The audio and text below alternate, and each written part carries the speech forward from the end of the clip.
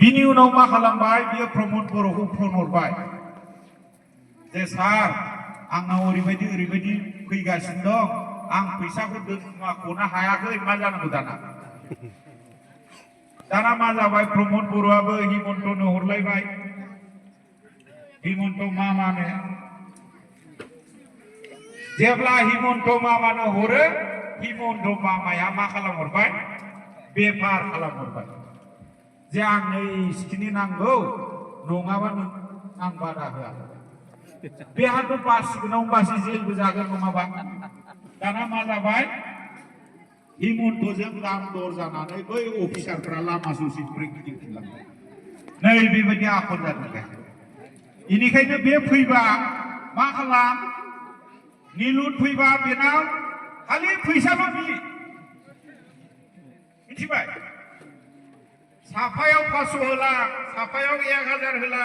जों नोंनोनो भटखौ होजोबगोन फैसा लादो एलागबनो जोंनो लागायना होदो भटआ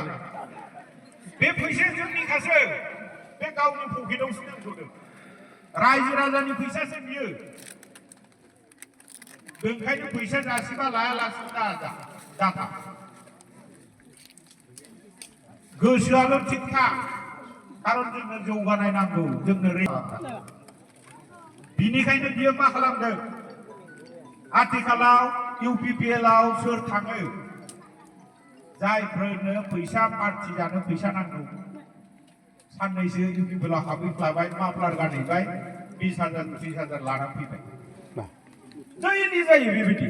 दैलि गावसिनि UPPL आनो हाबहैबावो आरो फैसा लायनो बेबायदि जाबाय थायो माने गावहा सिनायला बेखौनो सोफिनो बेनो फैसा हरो सोफिनो बेनो फैसा हरो दिनै आदा बिथाङा दहाय बुंबाय जोङो सानफ्रामबो